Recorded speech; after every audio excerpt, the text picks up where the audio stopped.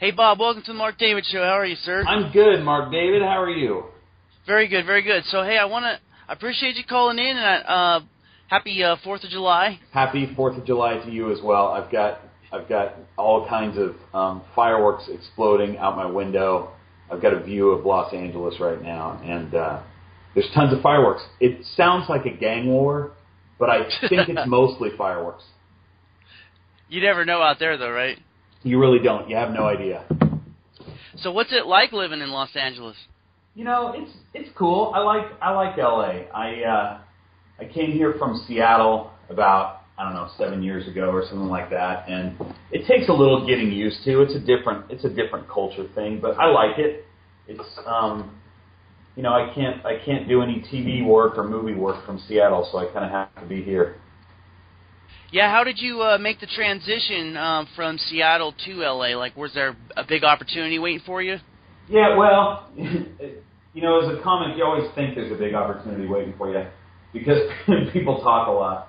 But I guess I had always sort of planned to do that because when I started doing stand-up, I also, the same week that I did my first open mic, I started taking acting classes. So I've always been sort of acting and doing stand-up at the same time, but I guess when I came down here, I had been showcasing at the Improv and stuff like that, and I had some meetings set up with heads of casting at studios and things like that. So that's from a guy in Seattle, not being down here, that's kind of a big deal. If you get a meeting with the head of casting at NBC or something like that. As it turns out, now that I've been here for a while, I realize that those meetings happen and it's not that big of a deal, and usually nothing comes of it. But it makes you want to move down here when you don't live in LA. Well, is there a lot of rejection in what you do?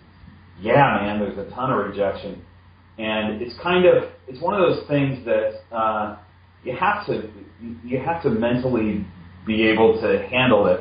There's a lot of actors who feel like if they audition for a role and they don't get it, that they've been rejected.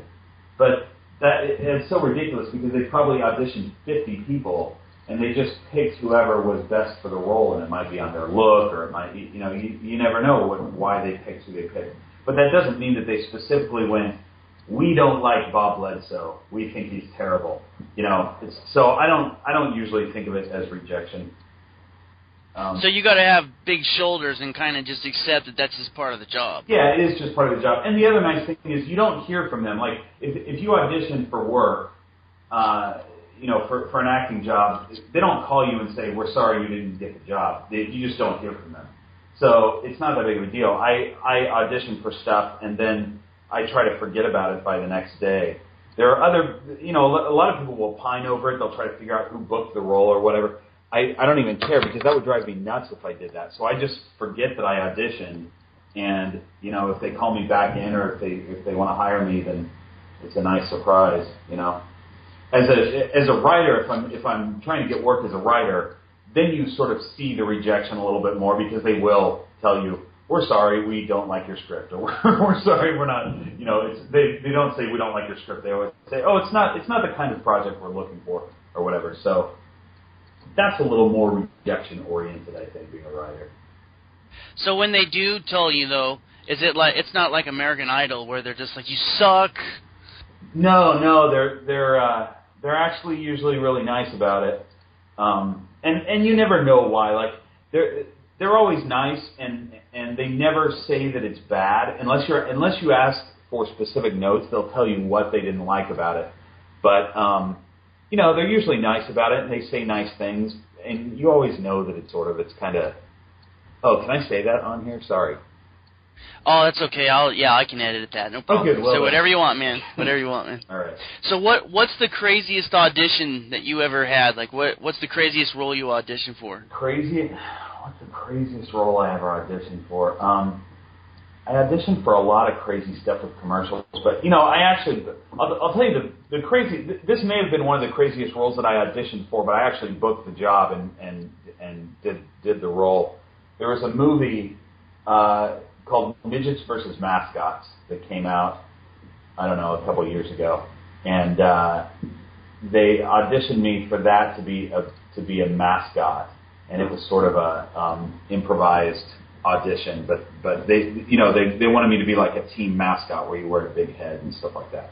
And I actually booked the role and went to Texas for 6 weeks and shot this crazy movie. It was Gary Coleman's last film that he did before he died, and so that was crazy to work with him for 6 weeks.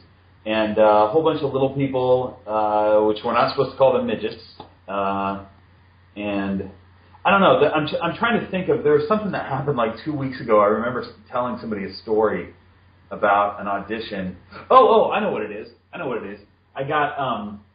went in for this thing. Usually when you audition for a role, they tell you everything that you need to know about the character before you go in, so that you can have a pretty good thing prepared for it, right?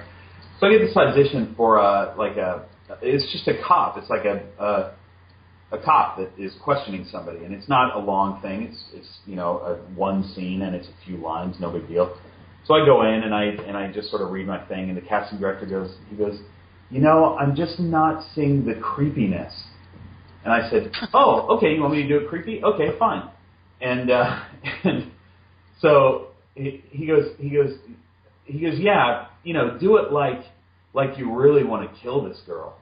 And I said, wait a second, am I the killer in this movie? And he goes, oh yeah. And I said, that's so weird because there's nothing about that in the breakdown, and it's not, I would have had no idea. And he goes, yeah, no, I think they want to keep it a secret. But if he had never said anything like that to me, I would have had no idea and would have never had a chance of booking that role. Well, yeah, you'd think that's information you'd need to know, like if you're going to kill someone. You would think so. If you're supposed to be like a sadistic murderer cop versus just a regular cop, it's different. You play it a little differently. Yeah, so now, where would you ideally like to see it go? Would you rather be more in the comedian side of things or more of a working actor, a consistently working actor? Well, I mean, I'm a comedy guy. You mean stand-up versus acting? Yeah, essentially. Yeah, I prefer acting. I'd rather be in front of the camera acting, but not because I don't like stand-up. I love doing stand-up, and I love being in front of a crowd. But if I have consistent work as an actor, I can stay in Los Angeles and I don't have to do the traveling. That's what I don't like so much. So, yeah. And I can perform on stage around town and still get to do stand-up, but I stay in town and have a consistent deal. But if I'm not working consistently as an actor, then I got to go on the road and do stand-up, which is fine. I enjoy doing it. I just don't like to travel. Right.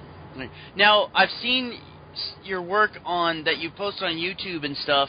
Do you see like a commercial viability for actors like yourself doing more internet-based acting rather than working directly with the largest networks? Yeah, of course, because if you do your own stuff, I do most of that stuff. I don't know specifically what you watch, but I have a channel on YouTube called The Program Show where I post sketches and things like that.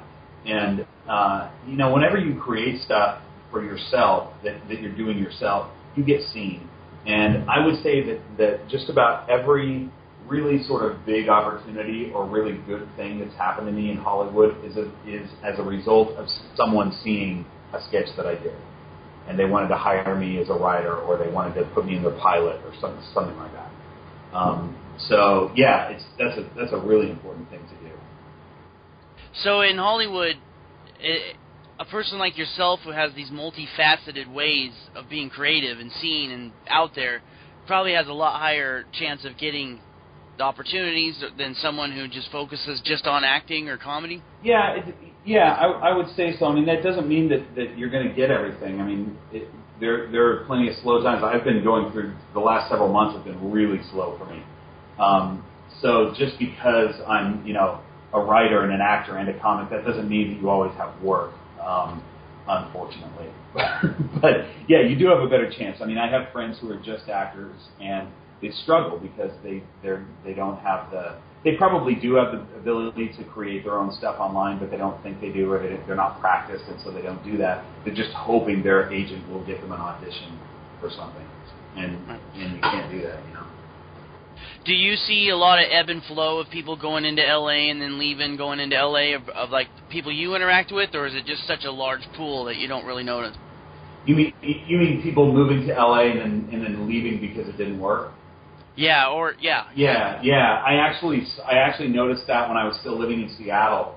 I was a comic there for a number of years, and I watched people move to LA, and almost all of them would come back. And I knew that I wanted to be here. I wanted to really make a go of it, and not just try to be an actor in LA, but actually do it. So I sort of learned what the problem was. I was very interested on why these guys moved back right away, and to make sure that didn't happen to me. That when I made the move eventually, that I would stay here and I wouldn't make those same mistakes. So, but yeah, I think that happens a lot. Is it really competitive amongst the actors, aspiring actors, and people auditioning, or is it more of a camaraderie like you see like in Swingers and other movies? Yeah, I mean, it's both, I guess. A lot of people think that it's super competitive, and it's funny that there are actors that I'll run into. There will be like a 22-year-old skinny guy, and it'll become clear to me that he feels like I'm his competition, when I'm not at all. Like they would never bring me in for the same role that they're bringing that guy in for. So you're not competing with everybody else. You're only really, if you want to call it competition, competing with people in your specific type. So when I go to auditions, I see the same guys. There's there's a big handful of sort of fat, funny guys in LA, and I see sort of one group that I always see at commercial auditions. I see one group that I always see at like improvisational auditions where we have to improv. There's all the really good improv guys that are in my category. And so I'm kind of competing with them, but I don't even look at that as competition, because what I'm going to bring to a role is totally different than what those guys are going to bring. They're going to bring their own thing, their own flavor, and I couldn't do what they do, and they can't do what I do. So I just do my thing, and I figure if it's appropriate for the project that the producers are doing, then they'll cast me. And if it's not appropriate, then cool. Maybe they liked me and they'll bring me back in. Right. Okay, so how did you first get into comedy? Like, when was your first experience? I got into comedy. I was actually a banker years ago. I was a mortgage banker, and I started to realize that it was going to kill me. Like, it was just sucking my soul. I wasn't particularly good at it. I mean, I had some years where I did really well, but others where I didn't, and I hated it. Like, I knew it wasn't me. So and everybody would tell me, oh, you should be a comedian, because I'd be at parties and I'd sort of be the funny guy, and I'd do impressions of people and stuff like that, which, by the way, I've never done on stage. I used to always do impressions before I became a comedian, and then when I became a comic, I stopped doing them altogether. But anyway, my point is that I decided that was going to be my thing. I was going to get out of banking and be a comic. So I moved to Seattle. I was living in Spokane at the time. I moved to Seattle and wrote. I went to a bunch of open mics, and I kind of did this thing where I watched the comics at open mics, and I went, okay, I'm funnier than that guy. I'm probably not funnier than that guy. That guy definitely I'm funnier than. And I sort of gauged where I might fall if I tried stand-up comedy. And then I wrote like a half an hour worth of material, which I later found out nobody ever does. Usually people write 3 minutes of material and try it. I wrote a half an hour, and then I pulled my best 3 minutes out of that and practiced it, and then went to my first open mic. And I did really well. I got laughs. People thought that I was a seasoned comedian, which made me feel really good, and it made me feel totally invincible, which sucked when the following week I bombed horribly, and I sort of thought that I could never bomb if I did so well my first time. But I did, and I have plenty of time since. It happens. It doesn't happen so often after you've done it for a number of years, but it happens sometimes. Why do you think it happens? Why do people bomb, even especially after having experience? Well, it's not. Once you have experience, like I really don't remember the last time. I probably bombed in the last 5 years, but I don't remember it. The experience, what happens with the experience is you learn to be able to read an audience and be able to to sort of tailor your set to that audience. So, a set that I do at, let's say, the Comedy Underground in Seattle, which is sort of a cool, hip crowd, artsy crowd, is going to be a very different set than a set that I would do at a bar in Billings, Montana, full of a bunch of drunk people. It's completely different. So when you're a new comic, you only have 15 minutes of material, and that's what you're going to deliver regardless. But when you have a little more experience, you can read the crowd. You've got different material that you can pull from, and also you can play with the audience. If none of your material is going to work and it's pretty clear, you can just play with the audience if you have the experience and the sort of interoperability to do that. So, Bob, do you still have connections with any of the comics scene in Spokane? Well, I never did comedy in Spokane. I was living in Spokane when I decided to be a comic, but I moved to Seattle. You went right to Seattle and started right away. Yeah, I moved to Seattle and took a mortgage job in Seattle, but I did my first open mic in Seattle. But yeah, I still have connections. A lot of the comics that I still keep up with from Seattle are now down here, and we're friends. There's a big comedy scene in Seattle, and it's a really great creative comedy scene. But a lot of those guys, like, if I were to go up there now, I probably wouldn't know anybody that showed up at the club because I'm just not there. I'm not there very often, and most of the guys that I came up with have moved away either to New York or LA or whatever. There's actually a scene in Spokane that's pretty good. I mean, it's not big, but there's pros, and they're pretty funny. No, you're right. I agree. I am in Spokane a lot. My parents live there. So I'm up there once or twice a year, and I went to an open mic just to see what was going on about a year ago, and it was good. There were some really good comics. And Dan Cummins, who is a hysterical comic, really funny, he came up in Spokane, which really surprised me. I mean, the guy is really good. Look him up if you haven't seen him. But he developed his act out of Spokane. And I moved away because I didn't think that it could be done. I thought you had to be in Seattle because, they have a couple of clubs in Seattle and stuff like that. But Dan Cummins is super talented, really funny guy. So for people the budding, aspiring comics, do you recommend that they move to a big city, or do you recommend they just kind of get started in the most local one they can? Or no, I mean, get started no matter what you're doing, where you're at. But I would say normally that, yes, a bigger city is probably better just because you have more options, but it depends on where you're at. Like, for instance, if you're in Los Angeles and you want to start a comedy career, I would tell you to move away from Los Angeles right away. Don't start in LA because it's very difficult. There's so much in Los Angeles, and this is probably the same way in New York and maybe Chicago. There's so many options, comedy options for people to go to that when you're just starting out, you're doing open mics and little bars and you have no audience. And really, to be able to test your material and learn as a comic, you have to have a real audience. So Seattle was the perfect size city for me because when there was open mics, there was like 2 clubs in Seattle. And when there was an open mic, there would be a real audience. You could actually test your material. It wasn't just 20 other comedians reading their notes, waiting to get on stage while you talking to a microphone, which is kind of how an open mic here is. Not always. I mean, there's so many open mics in LA, and I don't usually go to them, so I certainly haven't been to all of them. But it's pretty typical in LA for it to be a tough situation because of lack of real audience at open mics. So LA, New York, those are for the pros, and you're saying like there's like a incubation period in a city the size of Seattle, and so forth. Well, there's no. I'll say this: there are no rules because comedy is such a personal thing that people could come up in LA or New York, start here, come up and be really successful.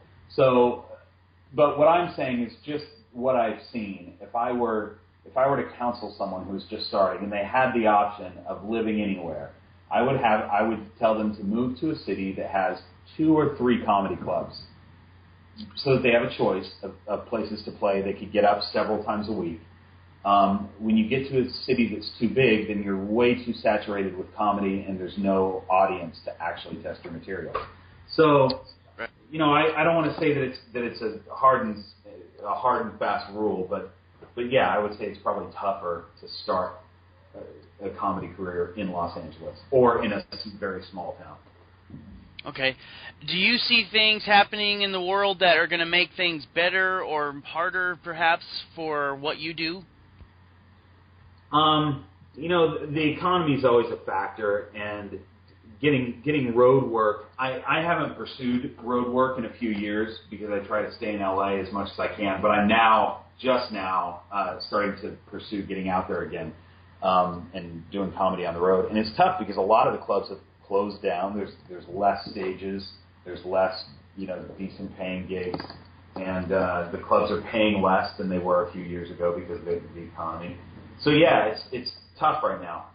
But comedy is cyclical, and I think that I don't think that it's going out of style. I think that this is just a economic situation that we're in right now.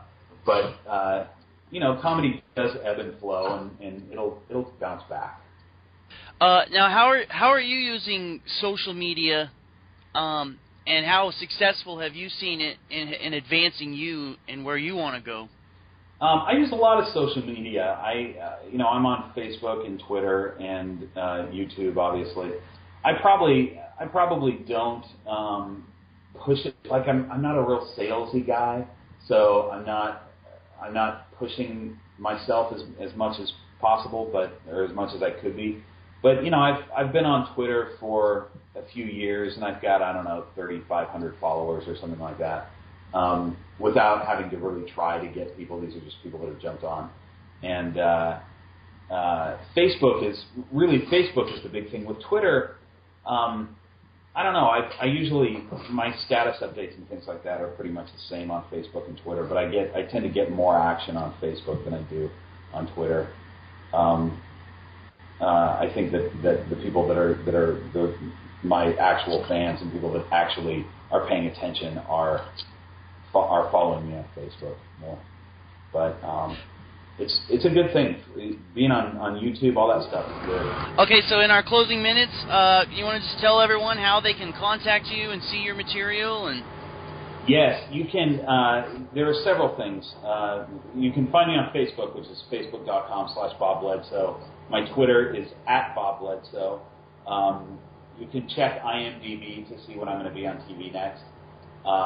And for YouTube, I've got youtube.com/Bob Bledsoe, where there's a few bits of stand-up and just random funny things. But then my sketch channel that has sketches is called The Program Show. So it's youtube.com/The Program Show. And that, aside from giving my home address, is pretty much it. We won't do that this morning. Well, hey, Bob Bledsoe, I appreciate you coming on the Mark David Show, and I hope I have you back pretty soon. Thanks, Mark. I appreciate it.